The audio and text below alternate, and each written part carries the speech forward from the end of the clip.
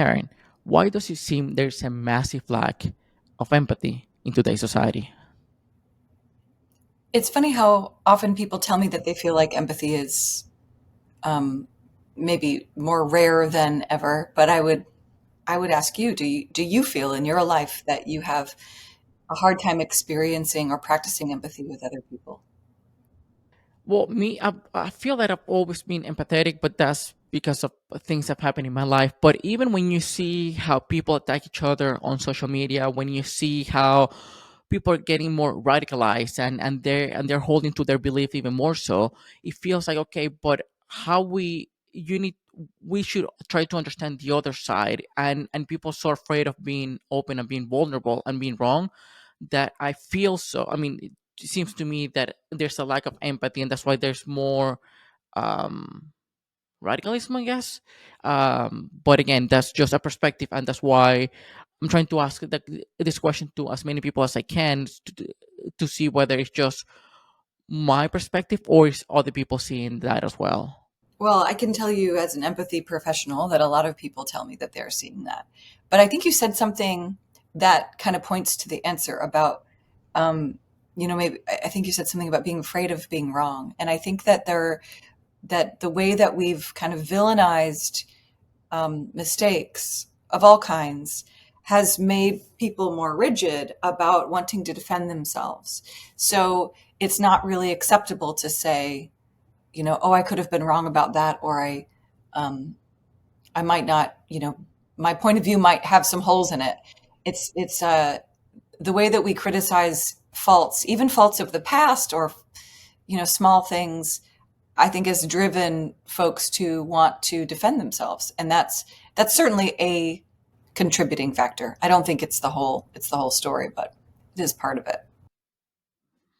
Interesting. Yeah, I guess it is a lot associated with ego, a lot associated with how we were raised, and is there a way that we can change this? Because here's the thing: I know that you're an empathetic expert, and you teach people how to, you know, how to be more empathetic. So, can people truly learn how to be empathetic? Now, I understand that we can put ourselves in other people's shoes. We can understand their point of view, perhaps, but can people truly learn how to feel other people's emotions?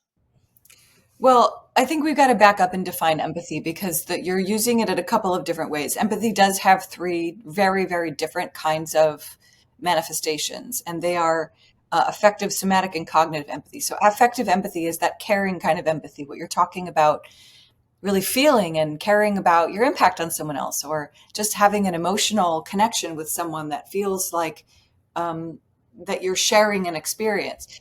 Um, that's that's a kind quality to have. It's more often associated, I think, with compassion and is usually the result of someone kind of feeling your pain. It's a situation where pain is involved.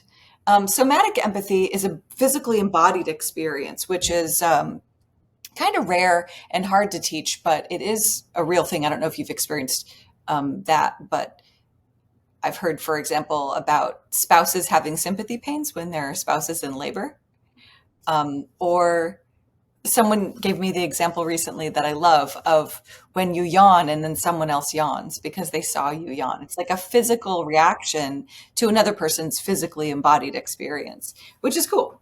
And the third kind, cognitive empathy, is the practice of mentally putting yourself in the other person's point of view so that you can understand more about what they're seeing.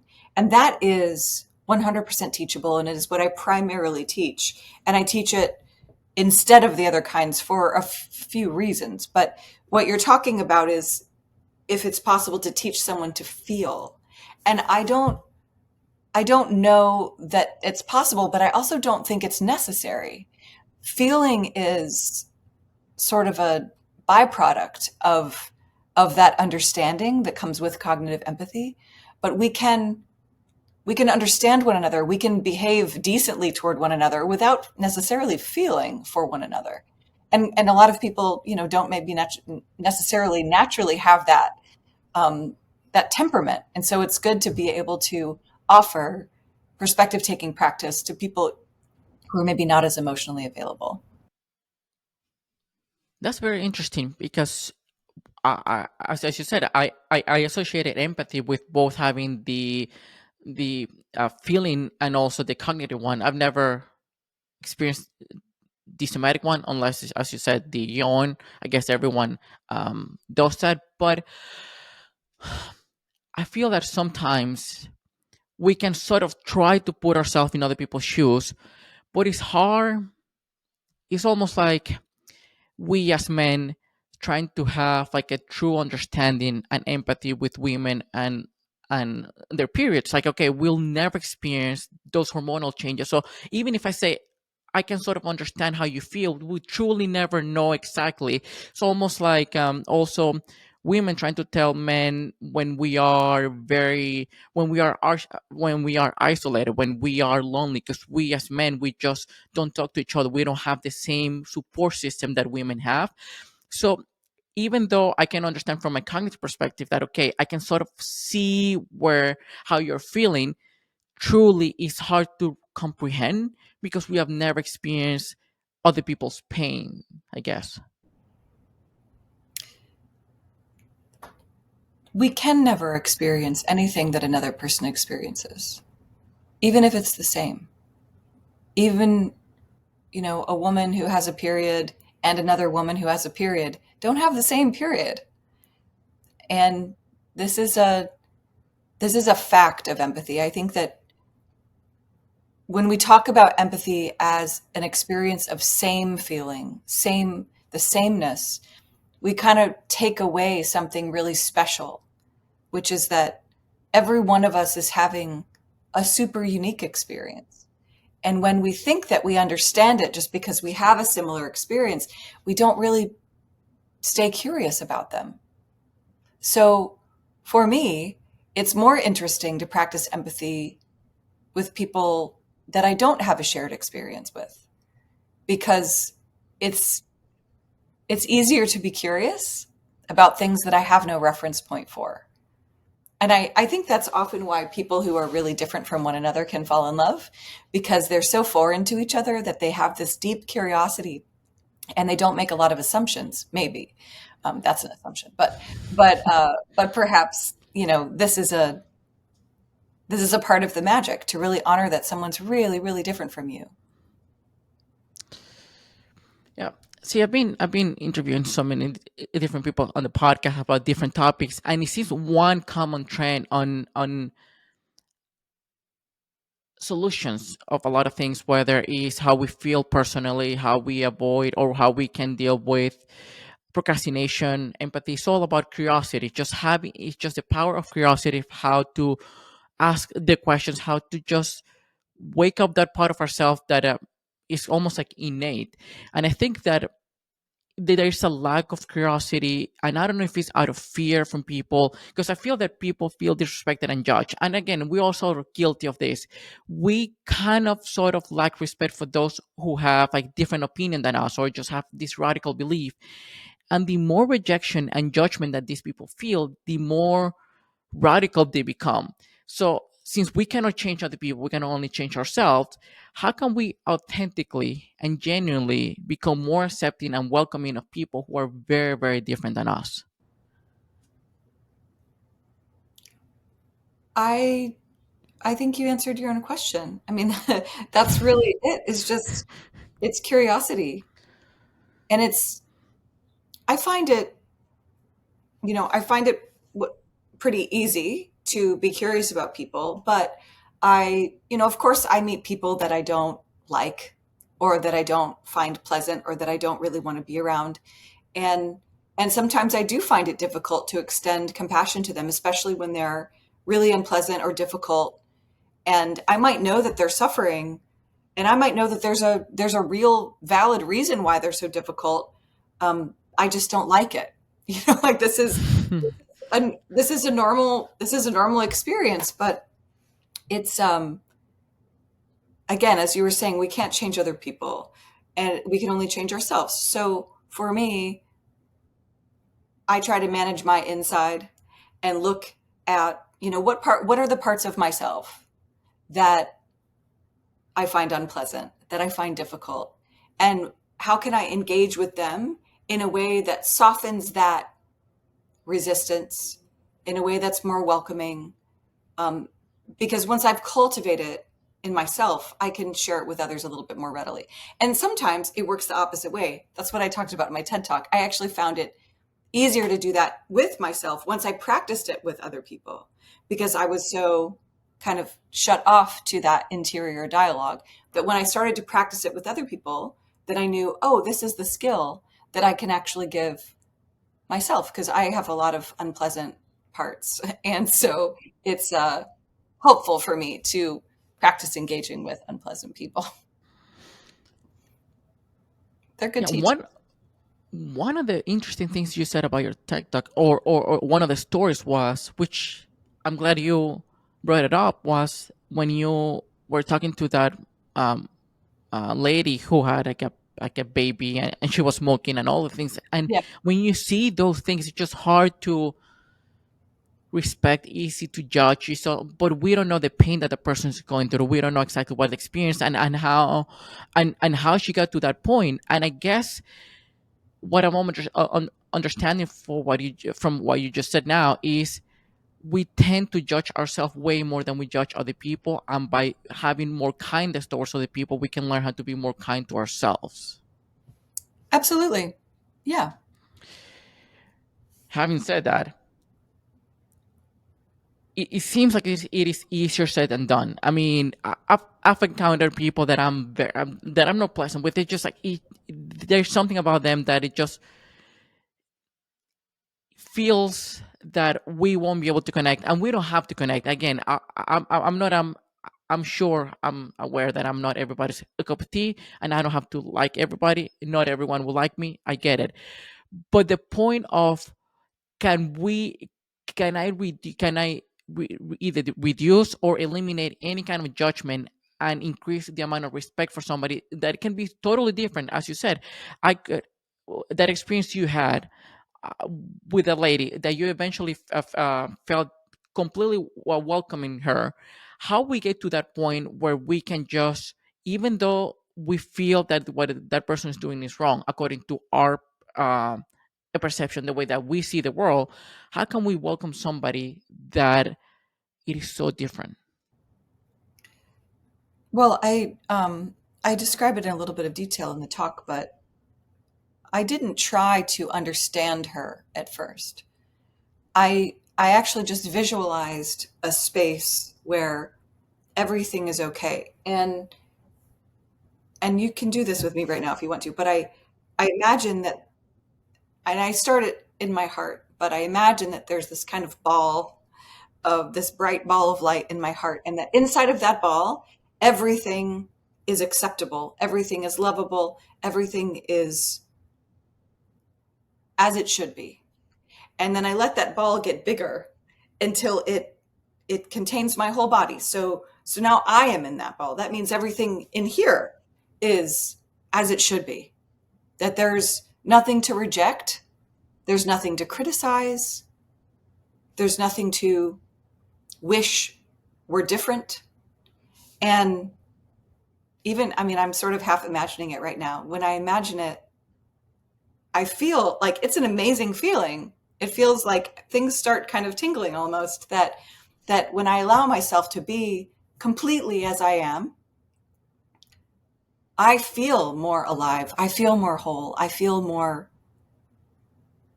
powerful, for lack of a better word. And when I extend that, and then I let her be inside of that, and I give her that same thing, and I go, okay, everything in here is as it should be.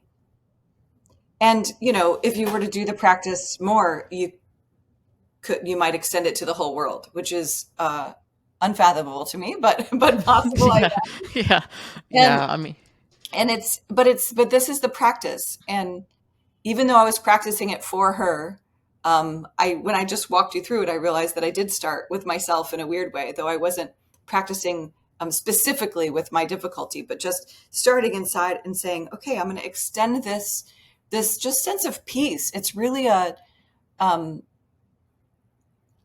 all of the words to describe these things are sometimes feel moral or ethical or new agey in a way that I don't think is necessary. It's just like accepting what is as it is very rational. It's not, it doesn't require love. It's just like, what's your option? What's your, what else do you want to do? You want to reject what is? You want to say that you want to deny that it exists or try to make it different? It is. So because it is.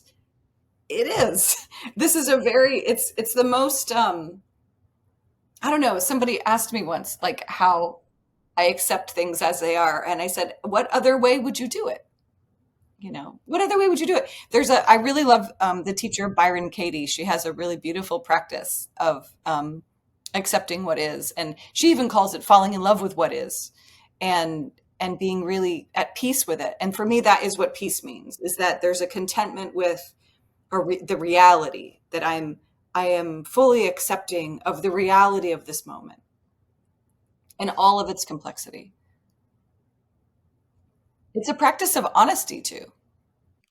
Y- I mean, I think that thing that you said at the very end, it is very true. It's a practice because when you were describing to me, it's like sounds awesome, sounds cool, sounds beautiful, but even though it's rational, we tend to be controlled by our emotions and our sense of controlling everything, and then it's hard to accept what is because we accepting what is, it means to come to a peace to the fact that we cannot control almost anything. The only thing that we can control is our actions and how we react to things. And sometimes I have these battles in my head. I have the rational self where I can just tell myself not to trust a few voices in my head, or not to trust how I feel, but usually the feeling overrides that. So even though it's rational, I guess, I mean, is there a practice that you can, either ways that people can practice to feel at peace with themselves, accepting the entire self, the good and the bad, but also accepting the world as is, even though it sounds, I mean, it's rational, it's logical, we cannot control a lot of things, but coming to a peace, to surrender, say, hey, there's nothing I can do, I'm just accepting as it is. Well, I don't think that there's nothing you can do, but I want to go back to what you were saying about not trusting some of the voices in your head. That distrust is unhelpful to you. So instead of saying, I can't trust this, be curious about it. That's where curiosity is so important. When you hear something that feels like you shouldn't trust it because maybe it's destructive or negative or critical or something else, be curious. Ask questions. Where is this coming from? What do you really want? Is there something you want me to know? Is there a way that I can better take care of you? Asking that part of yourself those questions will help you to develop trust so that you can build a relationship with those parts. Because when you're distrusting and shutting out parts of yourself, um, it will be very difficult to accept what's present in the moment. Hmm. It's interesting because I guess I can see how you I can see your point of view. I can see how, but if you're rejecting stuff, what you resist persists, obviously. So the more accepting you are of yourself, or every single voice, every single part of yourself, the easier it is to live life. I guess every now and then, especially I had like a one very loud voice when I decided to launch the podcast. I launched it earlier this year, but last year I did a lot of research. I started learning as much as I could just for the podcast, and every single day for 4 or 5 months I kept hearing in my voice, I mean in my head, why are you doing this, you're wasting your time, nobody's gonna listen, nobody will care. And I have to shut down that voice once, over and over and over and over and over again, until I was able to just push past through it, and I understood that it was just a lie, but again came out of fear of failing, of fear of exposing myself, fear of being vulnerable, fear of the unknown, what is not familiar. But how do you deal with those voices when it starts affecting your nervous system? Because one key thing you said, that I really loved from your tech talk was, I will listen to you, but I won't obey you. It is, to me, I felt okay, I can definitely see it, but many times those negative thoughts or those negative voices affect our nervous system, and then we are in a deregulated, parasympathetic nervous system, in a way that we are just, or more asympathetic, right? And then we are full of anxiety, full of fear, of anger. How can we just not listen to or not avoid their voice when it's so powerful in our body? When you're talking about, well, first of all, that voice that was telling you no one's going to listen to this, uh, you have come to a conclusion that this was a fear of failure.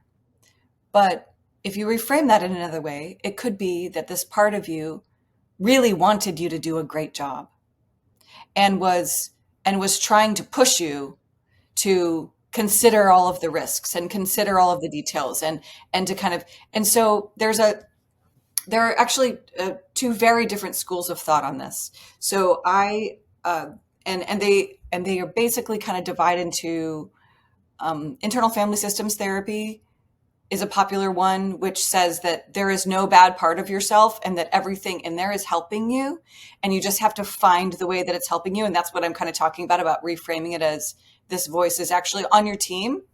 And then there's another kind of therapy, which is associated with, some work called The Tools from Phil Stutz, which is based on Jungian shadow work. And this model, which is very similar, says that there's a part of you that's called part X, which is, a self-destructive, malicious, destructive part that really wants you dead.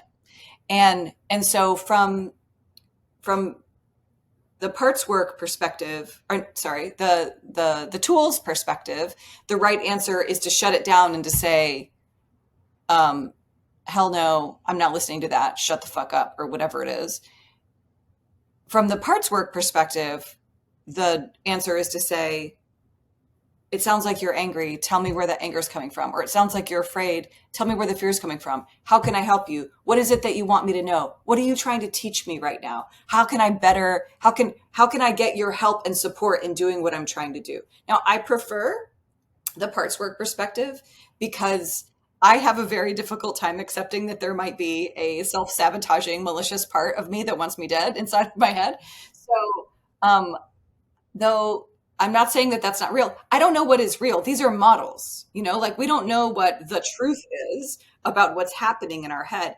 I find it more useful and practical and harmonious to work with all of my parts as being on my team, being a part of myself, wanting to thrive, wanting to live, wanting to grow. Um, However, I do experience, as you were talking about, and as the tools perspective has talked about, that there is this part of me who it seems like all she wants is to tell me that I'm nothing and that I'm no good and that no one cares and that there's no point. And and it's really, I don't find a lot of growth in shutting it down, because I kind of, now I sort of laugh at her like she is my grumpy friend, that I'm just like, oh, look, there she goes again, And it's sort of, it's a more, it's a less hostile environment. But I forgot what your question was. No, no, no. My question was like, what you said at the beginning. What was about reframing the whole thing? Because to me, felt like, how can we? Well, part of it was on the nervous system, right? When I feel a lot of fear, anxiety, when I cannot think straight, even though I try to have, I can challenge thoughts rationally, but not emotionally. But one thing you said about the fear of failure, the fear of being vulnerable, and all of that, it's like, well, maybe your body was trying to tell you, or just uh, force you or ask you to do a very good job, or really put an effort. And if you're doing this, then let's do it the right way, right? So there are ways. If we reframe every single story, every single thought we have, we can always find a positive and a negative point of view.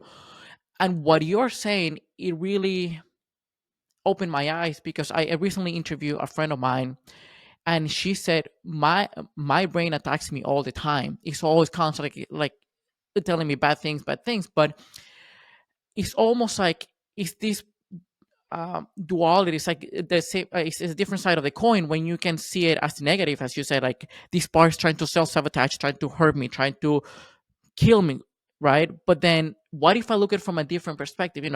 Perception, is the stabilizer of the mind. So if I look at it from a different point of view, if I really make the effort, then I can use it for my benefit, because at the end of the day, we cannot hate ourselves into a version of us we can love. So if the ultimate goal is to love ourselves or to accept ourselves, hating ourselves to improve and to get better won't get us there. Well said. Also, is the ultimate goal to love ourselves? I think understanding the ultimate goal is really important. You use the words like positive and negative a lot. I try to think about things in terms of their usefulness, not whether it's positive or negative. Is it useful to me? Sometimes something that sounds negative could be very useful to my goal, but it's like, what is the goal? Maybe the goal is to love myself. Maybe the goal is to be the fullest expression of myself. Maybe the goal is to um, interact with my community in a certain way. But it depends on, once we know what the goal is, then we can decide whether something is useful or not useful toward that goal. And so for me, I found it incredibly helpful to completely reject using things like good and bad, positive and negative, right and wrong in my evaluation of these things. And instead think about, is this helping me to get to where I want to be? I think about nature a lot. For me, nature is the greatest teacher. And there are things about nature that are very easy to love. A beautiful sunset, perfect temperatures, flowers.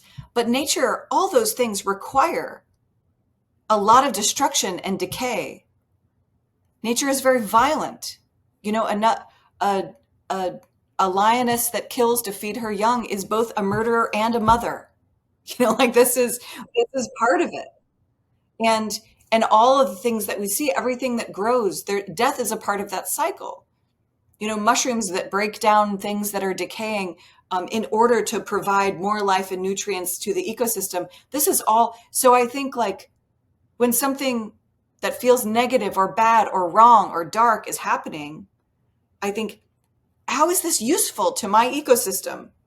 It might be useful.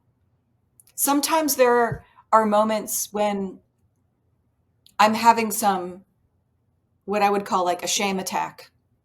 And it's causing me to retreat from my friends and community. It's causing me to kind of isolate.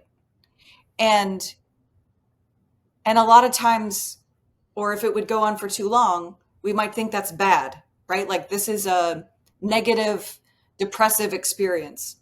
But I also find that it's really helpful to my life to retreat sometimes. Sometimes it's good for me to be quiet and alone and contemplative and introspective for a couple of weeks before maybe getting social again. And of course, if it goes on for too long, or if it's too dark, or if it's too sad, then those things might not be useful. But I do think it's useful to have these periods. All of nature has ebb and has flow. Nothing stays the same. So for me, a lot of the acceptance of what one might call negative stuff is about understanding they're part of it, understanding the usefulness and the value and the rhythm that it gives to my growth. Because I used to study music, and music is also a really good teacher. But there's no rhythm without silence. There's no beat unless there's the space between the sound. And so it's like we need both things in order to make that.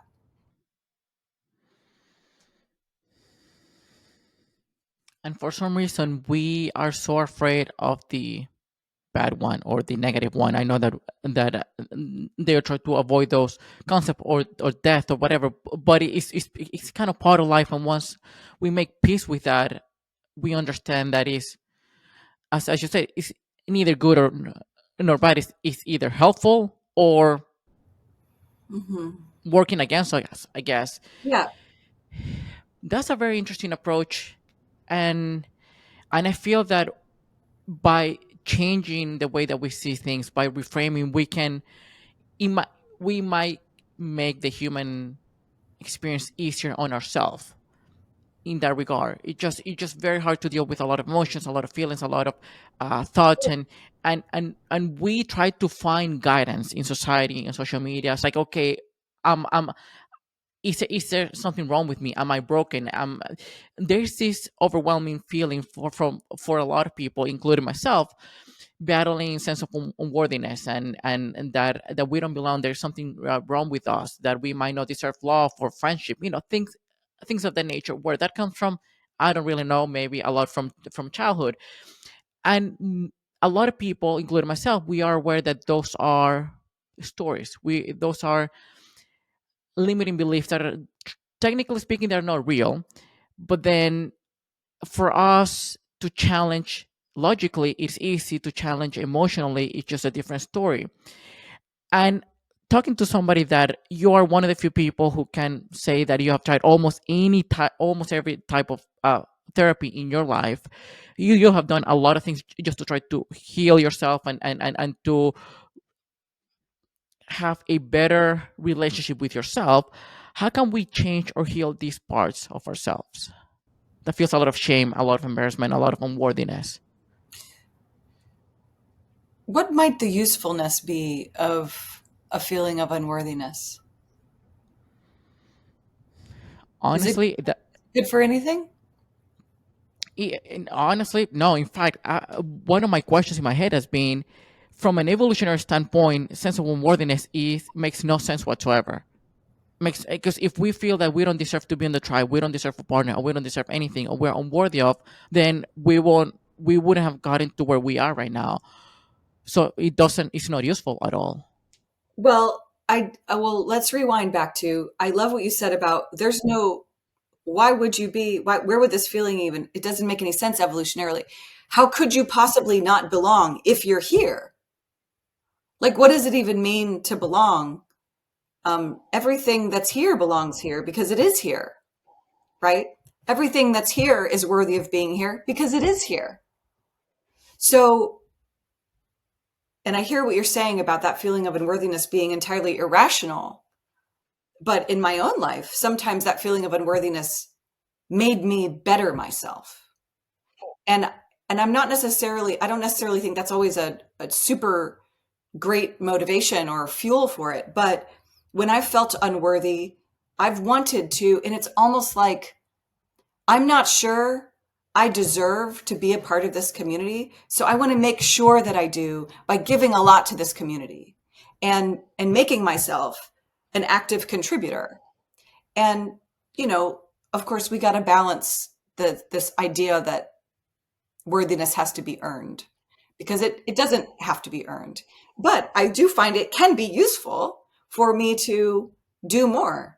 And it's possible. I think about when you went back to evolutionary biology, I think about, how common it is in many species of animals, uh, maybe all of them, for these competitions to happen, mating competitions, right? Where usually males are competing with each other to be more attractive to females for mating purposes, and that there's this push to be better, to be stronger, to be more beautiful, to be more talented, to be more whatever it is, in order to push the the species further.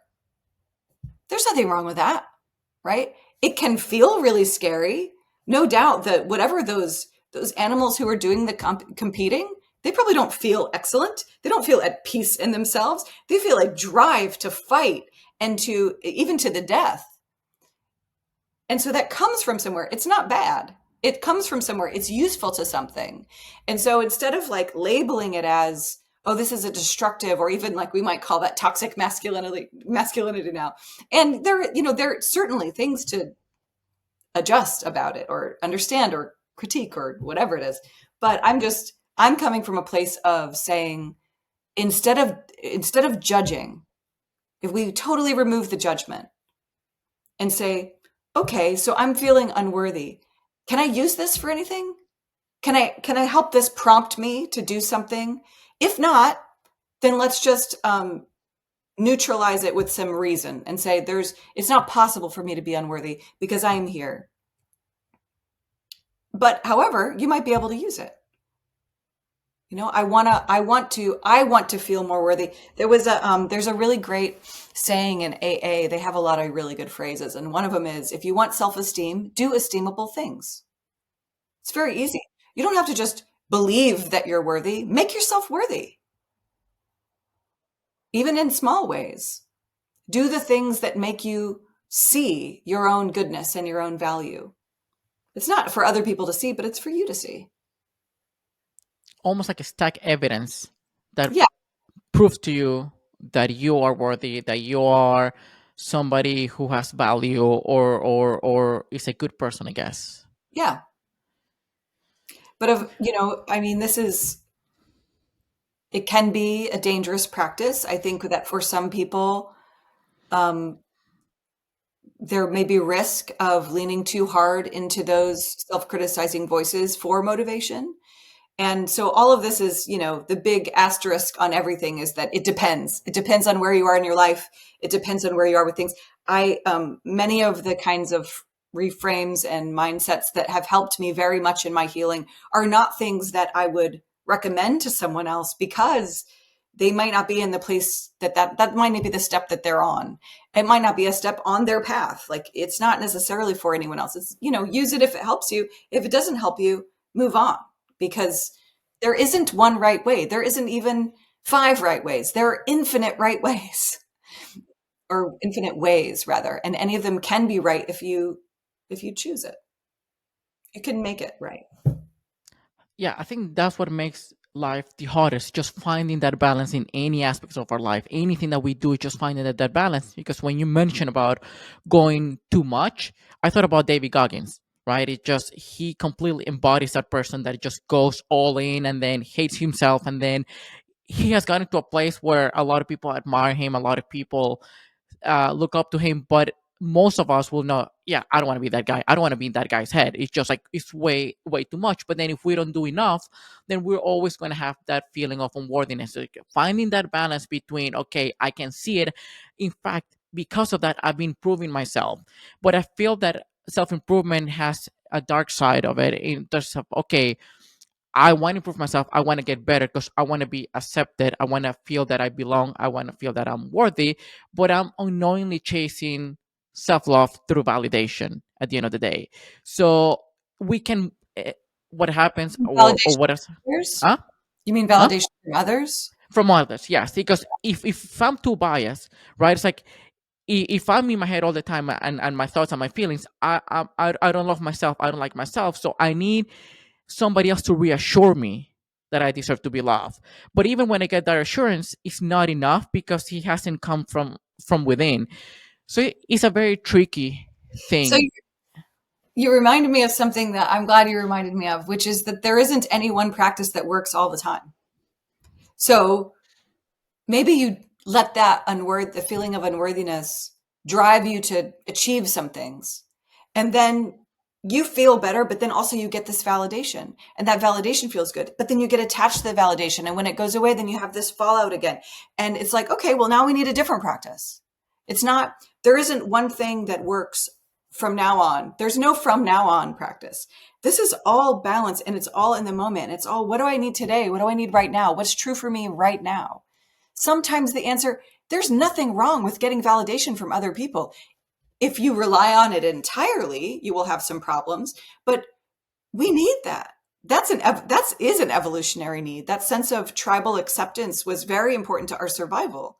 And you don't have to be ashamed of needing some applause sometimes. I need a lot of applause. Or I think I do. I like a lot of applause. But when I don't have it, I've got to have some other reserves to rely on. I've got to be able to go back and say, okay, well, they didn't like that. It's all right. We're still okay in here. Yeah, I mean, it makes sense. It makes sense, of always changing, always switching things.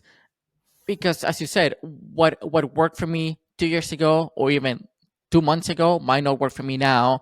But Yeah. then we feel, at least I feel honestly, that oh, if this works, maybe I can keep using it, and then until it doesn't work, and then I feel there's something wrong with me because it used to work in the past, but now it doesn't work. So what changed? Well, the Everything. situation. Yeah, exactly. Everything changes. Every moment changes. Nothing works all the time. And that Interesting. that could sound like bad news, but I think it's great news. Because for a long time I was really miserable because I kept trying to find the answer. It's like, oh, this is the system of thought, or this is the practice, or this is the tool that's going to fix everything. And there isn't a thing like that. It's just what helps the most. And this is, gosh, this reminds me of a Bible verse that I learned when I was in church as a kid. But God, what was it? It was something about is just trusting that you'll have enough for the day. Trusting that whatever you have,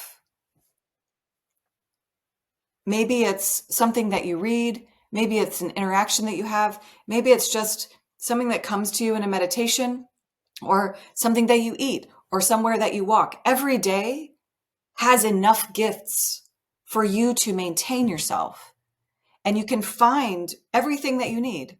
It's like foraging, like I don't know if you've ever gone camping and just eaten what you could forage. I have not, but I've heard about people that have done it. And it's an amazing practice of trust and skill, right? So I'm trusting that it's out there, and I'm developing the skill to go get it. And I have that with my mental health. So one practice doesn't work all the time, and I can't practice a lot today to store up for tomorrow, right? It's every day is a new day. Every day I have different obstacles. Every day I have different gifts. Every day I'm given different little pieces of nourishment from my world. And it changes what I need. And that's okay. Yeah, I heard either her or read a phrase a while back. It says that you have everything, you already have everything you need to survive or to be okay. It's like you have 100% success rate in overcoming obstacles this far. I mean, you're still alive. So I'm Yeah. trying to remind myself, like, okay, I'm okay. I might be freaking out about the future, but in the present, I have everything, as you said, I Yeah. need to make it through the day. Yeah. You don't need anything, because the evidence is whatever you don't have, you're still alive. So you don't need anything that you don't have. You have everything that you need. You have probably a lot more than you need. So even I try to be careful about even using the word need, because I am not in need. There are things I want. There are things that I aspire to. There are things that I am aware that I will need in the future. But today, right now, I have so much more than I need. Yeah. Oh, that is a beautiful concept. A beautiful. If we can truly embrace it and embody it, I think that it will make life a lot easier for sure for a lot of people. Karen, I've been enjoying this conversation a lot. But as a closing question, is there something you associate with a key moment of hardship in your life? What do you mean, like a tool or No, no, no. It's something that just like a very tough moment in your life that you basically thought that you were never going to make it, that situation push you through to just either improve yourself or or be the best version of yourself just to be able to uh, cross to the other side. I've had a lot of those moments, but the one that I thought of when you were speaking was probably one of the first times in my life that I was not just thinking about suicide, but very worried that I may do something to hurt myself. And I was, I think, 19 or 20 years old. I think I was 19. And I had my best friend at the time. I was in music school, and my best friend at the time was, his name is Jose, and he's a Costa Rican viola player who I love so much. And he was in his practice room practicing, And he is also someone who has very good boundaries, which I didn't know about at the time. But I knocked on his practice room, and I was just devastated. I was distraught. And he's such a special person. He told me, he said, I don't have time to talk to you right now. So here's what I want you to do. And he wrote down the name of a book in the library. He's like, go to the library and get this book and just read it until I get there. And when I'm finished practicing, then we can talk. And and it was a book of French poetry. And I actually didn't find the book. But when I was walking around the library, I was kind of overwhelmed by all the books. And so I just went to the art section and was looking at the really big picture books. And I found this incredible book of, it was called Chinese spirit painting. And it was this really special kind of calligraphy practice that was like a mediumship practice where these artists would sort of channel another spirit to move the brush for them. And they didn't know what they were going to paint. And they would kind and these were, I mean, they were really amazing. Some of them were so large, the paintings were so large, the artists couldn't have possibly known what they were painting. But it was, I've described it often as, it wasn't just distraction, it was that I experienced wonder. And that experience of wonder made me want to live. And it was like, in a way, in a deeper, bigger, more profound way, it's curiosity. You know, it was like, I just had this moment of going, wow, the world is much bigger than what I'm feeling.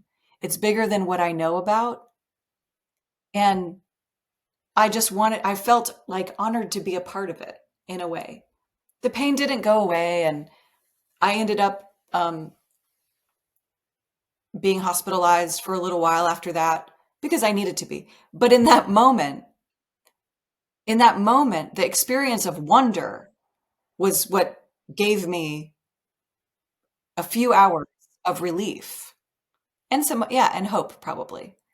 Um, and that's why curiosity is, you know, curiosity, I think, is like that tiny little seed that can lead to wonder. So the cool practice. I love that answer. I love the story. It's just because I think a lot of people struggle with that. A lot of people feel they have suicidal thoughts. I hit a rough patch for the last 2 years, deep depression. I had thoughts about it, but never truly considered. But then I've talked to people that were very close, and it's tough. And if people get find something that they can be curious about, and they finally just anything that you can hold on to in for long enough so you can get out of that, it would be just wonderful. Because again, suicide rates are all time high, and it's unfortunate, but I'm glad that you shared this story because I feel that a lot of people have a lot of shame around those feelings and those thoughts. I think they're a lot more common than we know, and that we should talk about them more. And I'm happy that you asked me that question. And thank you for inviting me to be on the Yeah, podcast. I appreciate what you're yeah. doing. I hope Karen, you, yeah, pleasure. Thank you for being here. If somebody wants to keep up with follow your work with you, yeah. anything? You can find me at othersunlimited.com is my website for my empathy practice. And yeah, that's basically the best way to find me. Awesome, perfect. Once again, Karen, pleasure talking to you. Thank you Thank for you. being a podcast. Great conversation. Thanks so much. Yeah. Bye bye now.